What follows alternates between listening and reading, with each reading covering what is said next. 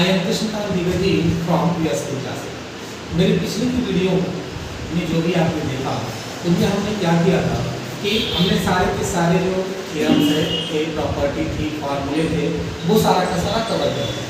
और जैसा कि मैंने अपनी पिछले वीडियो में आपसे ये बात कही थी कि आगे का जो भी वीडियो आएगा, इंग्लिश रिलेशन का जो भी पार्ट आएगा, इस चैप्टर की वीडियो का जो भी पार्ट आएगा, उस चैप्टर के क्वेश्चंस को हम ऐसे करेंगे कि आगे सर हम ऑब्जेक्टिव की बुक ले लेंगे और उसके बाद पहले यूज करेंगे, फिर द ब्लैंक्स करेंगे और उसके बाद डिस्क्रिप्टिव क्वेश्चन की तरफ बढ़ते चले जाएंगे। तो उसी श्रृंखला में आज पहला पार्ट जो है वो क्वेश्चंस के सेट का जो है वो पहला पार्ट है आर डी शर्मा ऑब्जेक्टिव की बुक से। आर डी शर्मा ऑब्जेक्टिव की बुक से ये ऑब्जेक्टिव टाइप क्वेश्चंस है। आइए देखते हैं, ये पहला क्वेश्चन है आपके सामने। क्वेश्चन नंबर 1 कह रहा है कि let R be a relation from a set A to a set B. R एक रिलेशन है, ध्यान दीजिए, कह रहा है कि आर एक रिलेशन है जो इस प्रकार डिफाइंड है कि ये सेट ए है और ये सेट बी है और इन दोनों के बीच में ये रिलेशन आर डिफाइंड है। दैट इज, ये कहना ये चाहता है कि आर जो है वो सबसेट है किसका, ए और बी के कार्टेशियन प्रोडक्ट का। ये कहना चाहता है कि आर जो है वो सबसेट है ए और बी के कार्टेशियन प्रोडक्ट का। रिलेशन की डिफिनेशन से ये जानते हैं कि दो नॉन राइट सेट हो और दोनों नॉन राइट सेट का हम आपस में कार्टेशियन प्रोडक्ट करा दें और उस कार्टेशियन प्रोडक्ट का हर जो सबसेट आएगा वो हर सबसेट अपने आप में एक रिलेशन होगा। ठीक है, तो वही डिफिनेशन है। यहाँ देखिएगा, पहला R equal to A union B होने से रहा, R equal to A intersection B होने से रहा। ये तीसरा वाला जो ऑप्शन है वो कह रहा है R is a subset of A cross B, तो ये ऑप्शन जो है वो सही होगा।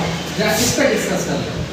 जब हम चौथे की बात करते हैं, यदि यही सेट जो ये रिलेशन इन्होंने ए टू बी डिफाइन किया है, set A to set B define किया है, उसकी बजाय उन्होंने ये relation set B to A define किया होता तो फिर ये मेरा चौथा वाला ऑप्शन सही होता। अगर जो ये रिलेशन इन्होंने set B to set A define किया होता तो ये चौथा वाला ऑप्शन सही होता।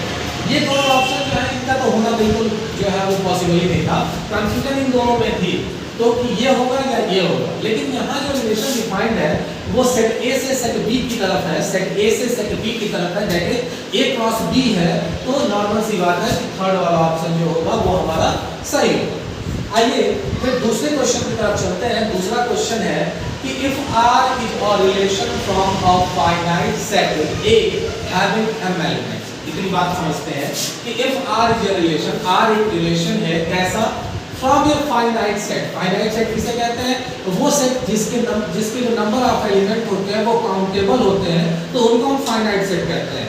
तो ये कह रहे हैं कि आर एक रिलेशन है और फाइनाइट सेट ए पर, और उस सेट ए में m एलिमेंट है। उस सेट ए में कितने एलिमेंट हैं, m एलिमेंट है। यानी ये कहना चाहते हैं कि n इक्वल टू ये, यानी number of element in set A equal to small. आगे बढ़ते हैं। To of finite set B having n element. दूसरा भी एक सेट फाइनाइट सेट है, n भी मान लिया जाए, तो उस दूसरा जो फाइनाइट सेट बी है उसमें नंबर ऑफ एलिमेंट को यदि हम n भी मानते हैं तो n भी कितना है, इसमें भी m एलिमेंट। आप इस n जिस n से और इस n से कंफ्यूजन नहीं होइएगा, ये number of element in set B के लिए है और ये डिफाइन करना है। आगे बढ़ते हैं। तो कह रहा है कि then the number of relation from A to B. तो फिर वही कहानी आ गई। फिर कहानियां क्या आ गई कि ए से बी का रिलेशन है, जो पहले क्वेश्चन में था, ए से बी के कार्टेशियन प्रोडक्ट पे ये रिलेशन बेस्ड है। तो हमने एक फार्मूला पढ़ा था, आपको याद होगा कि n a क्रॉस b बराबर होता है n a into n b। n a cross b बराबर होता है n a into n b। यानी नॉर्मल सी बात है कि a क्रॉस b में जो एलिमेंट होंगे वो m n एलिमेंट होंगे। क्यों? क्योंकि n a में m है, n a में m एलिमेंट है और n b में n एलिमेंट है। तो यार a क्रॉस b में कुल mn एलिमेंट होंगे और आपको पता है सबसेट की प्रॉपर्टी होती है या सबसेट की डिफिनेशन से ये बात क्लियर होती है कि किसी भी सेट पर यदि सबसेट डिफाइंड है तो टोटल जो सबसेट के नंबर होंगे वो 2 टू द पावर n होंगे। यहाँ जो है वो नंबर ऑफ एलिमेंट mn है, इसलिए हमारा जो ये पहला ऑप्शन है 2 टू द पावर mn वाला वो सही होगा। तो इस प्रकार हमने ये दो क्वेश्चन देखे। पहला क्वेश्चन देखा जिसमें थर्ड ऑप्शन सही था, दूसरा क्वेश्चन देखा जिसमें फर्स्ट ऑप्शन सही था। आगे बढ़ते हैं तीसरे क्वेश्चन की तरफ। ध्यान दीजिएगा, इन्हीं दोनों की तरफ से ये भी एक क्वेश्चन है, ठीक है। इन्हीं दोनों पे बेस्ड ही एक तरह से माना जाए। स्पेशली क्वेश्चन नंबर 2 पे बेस्ड कह रहा है R is a relation if R is a relation on a finite set having an element। R एक रिलेशन है किस पर, सेट A पर। R एक रिलेशन है किस पर, सेट A पर, और उस सेट में n एलिमेंट। ध्यान दीजिएगा, R एक रिलेशन है जो डिफाइंड है सेट A पर, और इस सेट A में जो नंबर ऑफ एलिमेंट है वो n है। नंबर ऑफ एलिमेंट जो है वो n है। तो आप तो कहेंगे सर एक एलिमेंट पे रिलेशन कैसे, एक सेट पर रिलेशन कैसे डिफाइन हो जाएगा? तो ये बाइनरी वाला ही हिसाब किताब है, और ये जो रिलेशन डिफाइंड है वो A क्रॉस A पर डिफाइंड है। ये रिलेशन किस पर डिफाइंड है? A क्रॉस A पर डिफाइंड है। आगे कह रहा है कि then the number of relation on A, तो A पर कितना रिलेशन होगा? सेम दूसरा क्वेश्चन है ये।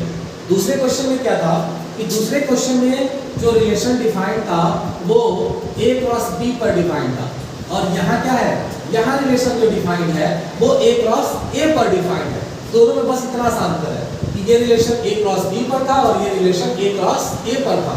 तो वहाँ जो n A क्रॉस B की वैल्यू निकलती थी वो NA इंटू NB से निकलती थी, बट यहाँ जो n A क्रॉस A की वैल्यू निकलेगी वो NA मल्टीप्लाइड बाई NA से निकलेगी, और इसकी वैल्यू होगी n into n, that is n square. और जब भी जो ये सेट आया n A क्रॉस A, इसमें कितने एलिमेंट होंगे? n स्क्वायर एलिमेंट होंगे। और जब भी किसी सेट में n एलिमेंट होते हैं तो उस सेट में जो उसके सबसेट होते हैं उनका टोटल नंबर होता है 2 टू द पावर n।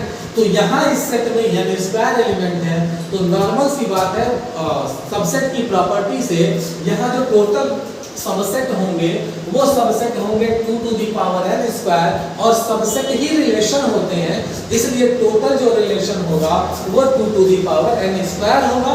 और यही क्वेश्चन नंबर 3 का एग्जैक्ट आंसर होगा। चलिए, तो ये 3 क्वेश्चन हमारे हो गए। आगे चौथे क्वेश्चन की तरफ बढ़ते हैं, और चौथा क्वेश्चन कह रहा है, ध्यान से देखिएगा, let R be a relation on set A। R एक रिलेशन है जो सेट A पर है, दैट इज R जो डिफाइंड है वो A क्रॉस A के कार्टेशियन प्रोडक्ट पर डिफाइंड है। यानी सीधा सा कहना चाहें तो हम ये कह सकते हैं कि ये जो रिलेशन R है वो सबसेट है A क्रॉस A का, यानी A का A के साथ ही कार्टेशियन प्रोडक्ट निकाला गया है, और उस कार्टेशियन प्रोडक्ट से सबसेट लिया गया है, और वो जो सबसेट जिस रिलेशन के फॉर्म में आया है वो रिलेशन यहाँ दिया। आगे एक बात कह रहे हैं कि ये रिलेशन इस प्रकार है कि R जो है वो R इनवर्स के बराबर है। R जो है वो R इनवर्स के बराबर है, यानी एक रिलेशन R ऐसा है जो R इनवर्स के बराबर है। इसका मतलब इसका डोमेन, R का डोमेन जो होगा वो R इनवर्स का रेंज हो जाएगा, और R का जो रेंज होगा वो R इनवर्स का डोमेन हो जाएगा। R इनवर्स का डोमेन हो जाएगा। इससे क्या फर्क पड़ेगा? इससे फर्क ये पड़ेगा कि यदि A कामा B R में बिलोंग कर रहा है तो B कामा A जो होगा वो किस में बिलोंग करेगा? R इनवर्स में बिलोंग करेगा, और चूंकि दोनों आपस में इक्वल है तो A इक्वल टू क्या हो जाएगा? B हो जाएगा। आगे बढ़ते हैं, A कामा B बिलोंग करेगा तो B कामा A बिलोंग करेगा। A कामा B यदि बिलोंग करता है तो उसका अपोजिट जो है वो B कामा A बिलोंग करेगा, और दोनों आपस में इक्वल है। अर्थात एक चीज जरा सोच के देखिए कि क्या A कामा A बिलोंग करता है, A कामा A बिलोंग करता है तो उसका opposite A comma A belong करेगा। बट ये बात कहीं से क्लियर नहीं हो रही है कि हर सेट के लिए डबलेट इसमें बिलोंग करेगा या नहीं करेगा, ये बात क्लियर ही नहीं हो रही है। जैसे कोई भी रिलेशन रिफ्लेक्सिव कब होता है कि यदि कोई रिलेशन सबसेट है A क्रॉस A का, यानी A के कार्टेशियन प्रोडक्ट का, और A में यदि 3 एलिमेंट हैं तो तीनों के डबलेट यदि इस रिलेशन में आएंगे तो ये मेरा जो सेट होगा या ये मेरा जो रिलेशन होगा वो रिलेशन ट्रांजिटिव होगा। यहाँ ये बात क्लियर नहीं हो रही है कि 3 एलिमेंट, तीनों डबलेट आ रहे हैं, 2 डबलेट आ रहे हैं, 1 डबलेट आ रहा है, या कोई भी नहीं आ रहा। ये बात क्लियर ही नहीं हो रही है। जब ये बात क्लियर नहीं हो रही है तो 100% श्योर नहीं हो सकते कि ये रिफ्लेक्सिव है। ठीक है, हो भी सकता है और नहीं भी हो सकता। जब तक रिलेशन क्लियर नहीं होगा तब तक नहीं कह सकते। लेकिन क्या चारों ऑप्शन ऐसे हैं जिनमें हम क्लियर नहीं हो सकते? तो आगे सिमेट्री की बात करते हैं। यदि ए कॉमा बी बिलोंग करता है और बी कॉमा ए भी बिलोंग करता है तो ये भाई साहब हमारे क्या हो जाएंगे, सिमेट्रिक हो जाएंगे। ए कॉमा बी भी बिलोंग कर रहा है और उस ए कॉमा बी का अपोजिट बी कॉमा ए भी बिलोंग कर रहा है। और किस कारण से बिलोंग कर रहा है, क्योंकि आर जो है वो आर इनवर्स के इक्वल है। आर जो है वो आर इनवर्स के क्या है, इक्वल है। तो जब मेरा ए कॉमा बी भी बिलोंग कर रहा है और बी कॉमा ए भी बिलोंग कर रहा है, इसका मतलब ये कि उसके कोई भी ऑर्डर पेयर गिवन है उसका अपोजिट पेयर भी उसमें बिलोंग कर रहा है। इस रीजन से ये जो मेरा गिवन सेट होगा वो सिमेट्रिक हो जाएगा। और जब सिमेट्रिक हो गया तो ट्रांजिटिव और आगे के ऑप्शन देखने की आवश्यकता ही नहीं है, आपको पता है एमसीक्यू है, एक ऑप्शन सही होता है। ठीक है, आगे बढ़ते हैं। आइए अगला क्वेश्चन से, क्वेश्चन नंबर 5। क्वेश्चन नंबर 5 कह रहा है कि let R be a reflexive relation on set. R जो है वो रिफ्लेक्सिव रिलेशन है। आर वो रिफ्लेक्सिव एक सेट कोई है जिसके एलिमेंट हैं A comma B comma C और इस पर आर एक रिफ्लेक्सिव रिलेशन है। यानी आर रिफ्लेक्सिव होगा, दैट इज सारे एलिमेंट के डबलेट हर हाल में अवेलेबल होंगे। सारे एलिमेंट के डबलेट हर हाल में अवेलेबल होंगे। एक आध एक्स्ट्रा एलिमेंट भी हो सकते हैं, एक आध एक्स्ट्रा एलिमेंट भी हो सकते हैं, क्योंकि रिफ्लेक्सिव की प्रॉपर्टी होती है कि भैया डबलेट दे दीजिए और डबलेट के बाद जितने चाहे उतने एलिमेंट रख लीजिए, मुझे कोई आपत्ति नहीं है। आगे बढ़ते हैं। तो कह रहा है कि R be a reflexive relation on set A. R जो है वो रिफ्लेक्सिव रिलेशन है सेट ए पर, and I be the identity relation on set A. और उसी सेट ए पर आई जो है वो आइडेंटिटी रिलेशन है। तो आइडेंटिटी की जो प्रॉपर्टी होती है उस प्रॉपर्टी के अनुसार केवल और केवल इसके डबलेट से ही इसमें होंगे, केवल और केवल इसके डबलेट से ही इसमें होंगे। आगे बढ़िए जरा। ये आई एक रिलेशन है जिसमें केवल ऑर्डर पेयर जो है वो डबलेट के फॉर्म में है और इसमें जो ऑर्डर पेयर है वो डबलेट तो है, उसके अलावा एक्स्ट्रा एलिमेंट हो भी सकते हैं और नहीं भी हो सकते हैं। रीजन क्या है, हर आइडेंटिटी रिलेशन जो है वो रिफ्लेक्सिव होता है, तो इसमें डबलेट हो भी सकते हैं और नहीं भी हो सकते हैं। आगे बढ़ते हैं, जरा सोचिए। कह रहा है देन, अब यहाँ 3 ऑप्शन 4 ऑप्शन दिए हुए हैं, इन चारों ऑप्शन पे विचार करें। मैंने अभी थोड़ी देर पहले बोला था कि हर आइडेंटिटी रिलेशन रिफ्लेक्सिव हो भी सकता है। हर आइडेंटिटी रिलेशन जो है वो रिफ्लेक्सिव हो भी सकता है, और लेकिन हर रिफ्लेक्सिव रिलेशन जो है वो हमेशा आइडेंटिटी होता है। ध्यान दीजिए, मैंने क्या कहा, मैंने कहा कि एक आइडेंटिटी रिलेशन जो है वो रिफ्लेक्सिव हो सकता है, रिफ्लेक्सिव हो सकता है, इसमें कोई आपत्ति नहीं है। लेकिन हर रिफ्लेक्सिव रिलेशन कभी भी आइडेंटिटी 100% नहीं कहा जा सकता कि होगा ही होगा। ये हो भी सकता है, हो भी सकता है और नहीं भी हो सकता है, हो भी सकता है और नहीं भी हो सकता है। इसका क्या मतलब है, इसका मतलब ये है आइडेंटिटी की प्रॉपर्टी होती है कि आइडेंटिटी कोई एक्स्ट्रा एलिमेंट नहीं लेता है। आइडेंटिटी जो है वो कोई एक्स्ट्रा एलिमेंट नहीं लेता है। यदि कोई ऐसे दो रिलेशन आई और आर के फॉर्म में दे दिए जाए कि रिलेशन आर में एक्स्ट्रा एलिमेंट ना हो तो भैया वो आइडेंटिटी के इक्वल होगा, तो वो रिलेशन जो है वो आइडेंटिटी के इक्वल होगा। लेकिन जो ही एक एक्स्ट्रा एलिमेंट आएगा, जो ही एक एक्स्ट्रा एलिमेंट आएगा तो वो आइडेंटिटी के इक्वल तो नहीं रहा, लेकिन रिफ्लेक्सिव तो रहेगा ना। यानी बड़ा सेट कौन सा हुआ, बड़ा सेट जो है वो रिफ्लेक्सिव के बड़े होने की संभावना हमेशा है। रिफ्लेक्सिव सेट जो है या तो वो आइडेंटिटी के इक्वल होगा या आइडेंटिटी से बड़ा होगा। यानी सीधा सा मामला ये है कि छोटा सेट जो है आइडेंटिटी होगी, और छोटा सेट जब आइडेंटिटी होगी तो बी वाला ऑप्शन जो है वो सही होगा। आपका एक क्वेश्चन हो सकता है कि मैंने ये सी वाले ऑप्शन पे विचार क्यों नहीं किया। सी वाले ऑप्शन पे मैंने विचार इसलिए नहीं किया कि हर समय ये जरूरी नहीं है कि रिफ्लेक्सिव और आइडेंटिटी आपस में इक्वल हो, लेकिन ये हमेशा जरूरी है कि आइडेंटिटी और रिफ्लेक्सिव एक दूसरे के क्या हो, सबसेट हो। मतलब रिफ्लेक्सिव बड़ा सेट हो और रिफ्लेक्सिव का सबसेट जो है वो आइडेंटिटी हो। यही कारण है कि मैंने सेकंड वाले ऑप्शन को प्रेफरेंस ज्यादा दी। सेकंड वाला ऑप्शन जो है वो आपका, सेकंड वाला जो ऑप्शन है वो आपका सही है। चलिए आगे बढ़ते हैं और छठवें क्वेश्चन को देखते हैं। छठवां क्वेश्चन क्या कह रहा है, let R be a non void set. Let R be the non void set of the children of family. किसी फैमिली के, क्या मतलब है इसका? इसका मतलब है किसी फैमिली, किसी परिवार में आर जो है वो नॉन इम्पटी सेट है जिसका बच्चों का, किसी यानी सीधा सीधा हम ये कहें कि ये कोई फैमिली है और इस फैमिली से, इस फैमिली के जितने भी चिल्ड्रन हैं उन सारे चिल्ड्रंस को मिलाने के बाद हमने एक रिलेशन आर बनाया है इन सारे चिल्ड्रन से मिलकर ये बना।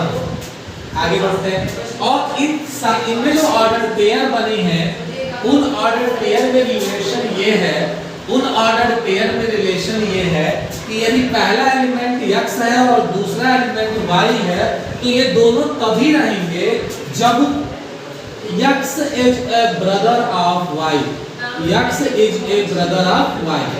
जब x जो है वो y का क्या हो? ब्रदर हो, भाई हो। x जो है वो y का क्या हो? भाई हो, तभी जो है वो इस रिलेशन के अंदर रहे। थोड़ी देर ध्यान दीजिए, यदि x बॉय है, सपोज करिए x बॉय है तो, और जो ट्रांजिटिविटी की, रिफ्लेक्शन की कंडीशन होती है, यदि x बॉय है और x के साथ x का ऑर्डर पेयर डबलेट की बात करते हैं, ये भी बॉय हो जाएगा, तो x और x आपस में कभी ब्रदर नहीं होंगे। क्या मैं अपना भाई खुद हूँ? क्या आप अपने भाई खुद हैं? नहीं है, नहीं है ना। तो x जो है वो x एक बॉय होगा, अगर बॉय एज्यूम करते हैं x यदि बॉय होगा और y भी यदि बॉय है और दोनों एक ही पर्सन है तो एक इंसान अपना भाई स्वयं नहीं हो सकता। इसका मतलब ये है कि इसमें डबलेट वाले टर्म नहीं आएंगे और इसका मतलब ये है कि ये भाई साहब हमारे रिफ्लेक्सिव नहीं हो, ये भाई साहब हमारे रिफ्लेक्सिव नहीं है। आगे बढ़ते हैं, सिमेट्रिक चेक करने जाते हैं। मान लिया कि x जो है वो x जो है वो x जो है वो y है और y एक एलिमेंट है जो गर्ल है, y एक एलिमेंट है जो गर्ल है। अब जरा सोचिए x जो है वो y का ब्रदर है, इस कारण से बिलोंग तो करेगा इस रिलेशन। x जो है वो y का ब्रदर है, इस कारण से इस रिलेशन में बिलोंग करेगा। लेकिन जब हम इसका अपोजिट लेंगे y कामा x, जब इसका अपोजिट लेंगे y कामा x, तो y जो है y is a sister of x हो जाएगा, y is a sister of x हो जाएगा, ना कि ब्रदर ऑफ x होगा। और सिस्टर ऑफ x होगा इसका मतलब ये रिलेशन में बिलोंग नहीं करेगा, और जब रिलेशन में बिलोंग नहीं करेगा तो उस सिचुएशन में ये सिमेट्रिक भी नहीं होगा। केवल दो ऑप्शन बचे, ट्रांजिटिव और नन ऑफ दीज। कई लोग सोच रहे हैं नन ऑफ दीज होगा। आगे बढ़ते हैं, सपोज करिए जरा ध्यान दीजिए, सपोज करिए कि आर रिलेशन में एक एलिमेंट x कामा y है और दूसरा एलिमेंट है y कामा z। ये दो एलिमेंट, और अगर जो आगे क्या है वो हम नहीं लिखा है, ठीक है। एक एलिमेंट है x कामा y, तो x कामा y तभी बिलोंग करेगा R में जब x is a brother of y होगा। आगे बढ़ते हैं, y कामा z भी जो है वो रिलेशन में तभी बिलोंग करेगा जब y is a brother of z होगा। y is a brother of z होगा जब x, ध्यान दीजिए, x जो है y का भाई है x और z का भाई है, z का भाई है y। ऑब्वियस सी बात है कि z का ही भाई x भी होगा, z का ही भाई जो है वो x ही होगा। एक बार और से देखिए, y का भाई x है और z का भी z का भाई जो है वो y है। यानी नॉर्मल सी बात है कि z का भाई x भी होगा, और इस कारण से x कामा z जो है बिलोंग करेगा, और x कामा z जब इस रिलेशन में बिलोंग करेगा तो ये जो मेरा 6 वाला क्वेश्चन था वो क्वेश्चन क्या हो जाएगा? ट्रांजिटिव हो जाएगा। आगे बढ़ते हैं, क्वेश्चन नंबर 7 देखते हैं। 6 तक हम कर चुके, क्वेश्चन नंबर 7 देखते हैं। क्वेश्चन नंबर 7 ये कह रहा है कि 2 points P and Q in a plane. एक प्लेन है, एक समतल है जिसमें दो पॉइंट है, एक पॉइंट P और दूसरा point Q। 2 point P and Q are in a plane are related. ये दोनों रिलेशन में है या एक दूसरे से रिलेटेड है। If OP equal to OQ, अब O क्या है, where O is a fixed point, मतलब O एक फिक्स्ड पॉइंट है और इस फिक्स्ड पॉइंट से OP की डिस्टेंस और OQ की डिस्टेंस यदि दोनों आपस में इक्वल है तो ये रिलेशन के अंदर है।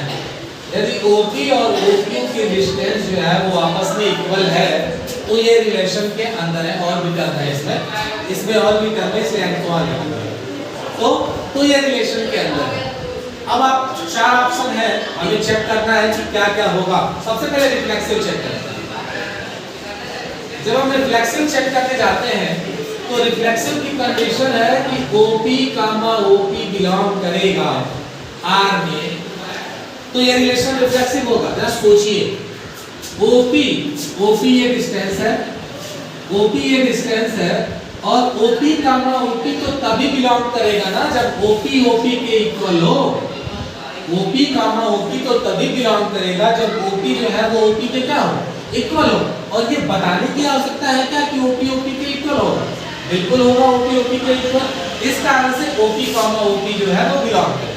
तो ऐसे जितने भी टर्म हम ले, OQ, OQ ले लें, कुछ और टर्म ले लें, OR, OR ले लें, जितने भी टर्म लेंगे ये सारे के सारे टर्म आपस में इक्वल होंगे और इक्वल होंगे यानी OQ के इक्वल होगा, OR के इक्वल होगा। और जब डबलेट आप सारे टर्म आपस में इक्वल होंगे तो डबलेट मिल जाएंगे और जब डबलेट मिल जाएंगे तो ये रिलेशन जो है वो क्या होगा, रिफ्लेक्सिव होगा। आगे बढ़ते हैं, सिमेट्रिक चेक करते हैं। जब सिमेट्रिक चेक करने जाते हैं तो सिमेट्रिक की कंडीशन ये है कि if A, B belongs to R, if A, B belongs to R, then B, A also belongs to R, then the given relation be symmetric. यदि A, B रिलेशन में बिलोंग करता है और B, A भी relation में belong करता है तो रिलेशन सिमेट्रिक होगा। सोचिए, यदि OP, OQ बिलोंग कर रहा है रिलेशन में, इसका क्या मतलब है? इसका मतलब ये है कि OP और OQ आपस में क्या होंगे, इक्वल होंगे। और जब OP और OQ आपस में इक्वल होंगे तो नॉर्मल सी बात है कि OQ और OP भी आपस में बराबर होंगे। और जब OP और OQ बराबर होंगे तो OQ, OP भी R में बिलोंग करेगा और जो ही बिलोंग करेगा ये रिलेशन सिमेट्रिक भी हो जाएगा। आगे ट्रांजिटिव चेक करते हैं, ध्यान दीजिएगा। जब हम ट्रांजिटिव चेक करने जाते हैं तो यही दो ऑर्डर पेयर ले लेते हैं कोई भी। मान लिया एक ऑर्डर पेयर है OP, OQ और जो R में बिलोंग कर रहा है और दूसरा ऑर्डर पेयर OQ, OR ये भी R में बिलोंग कर रहा है। यहाँ से क्या निकलेगा? यहाँ से ये निकला कि OP और OQ आपस में बराबर है और यहाँ से ये निकला कि OQ और OR जो है वो आपस में क्या है, बराबर। तो OP और OQ आपस में बराबर है, OQ और OR आपस में बराबर है। इन दोनों को एक साथ मिला लें तो ये होगा कि OP और OR की जो है वो आपस में क्या हो जाएगा, बराबर हो जाएगा। और जब OP और OR आपस में बराबर होगा तो OP, OR जो है वो रिलेशन में क्या करेगा, बिलोंग करेगा। और जब रिलेशन में बिलोंग करेगा तो ये रिलेशन ट्रांजिटिव भी होगा, यानी रिफ्लेक्सिव भी हो गया, सिमेट्रिक भी हो गया, ट्रांजिटिव भी हो गया। तो जब कोई रिलेशन रिफ्लेक्सिव होता है, सिमेट्रिक होता है, ट्रांजिटिव होता है तो उस रिलेशन को हम कहते हैं क्या, इक्विवेलेंस रिलेशन। तो इस प्रकार ये 7 क्वेश्चन जो हमने अभी किए आरडी शर्मा ऑब्जेक्टिव से, बाकी के आगे जो क्वेश्चन बचे हुए क्वेश्चन है वो मेरी अगली वीडियो, हमारी वीडियो की अगली पार्ट में। ये श्रृंखला चल रही है रिलेशंस की, आपने देखा होगा रिलेशन फर्स्ट आया था, सेकंड आया था, थर्ड आया था, फोर्थ आया था, आज 5वीं वीडियो आपके पास आ रही है। ऐसे ये श्रृंखला क्रमशः आगे बढ़ेगी और आपको मैं ये पूरा भरोसा दिलाता हूँ जब ये कंप्लीट रिलेशन के सारे पार्ट कंप्लीट होंगे तो आप ये पाएंगे कि कुछ भी जो है वो छूटा नहीं है। लेकिन मैं आपसे ये उम्मीद रखता हूँ कि कृपया आपने अगर जो मेरी वीडियो पसंद आ रही हो तो कृपया आप मेरी वीडियो को लाइक करें, मेरे चैनल को सब्सक्राइब करें और आपकी जो भी फीलिंग हो उसको कमेंट के रूप में मुझे शेयर करें। आपको यदि लगता है यहाँ कुछ और बेहतर होना चाहिए तो आप मुझे बिल्कुल अपनी राय भेज सकते हैं और मैं उसको मैं वैसा करने का पूरा प्रयास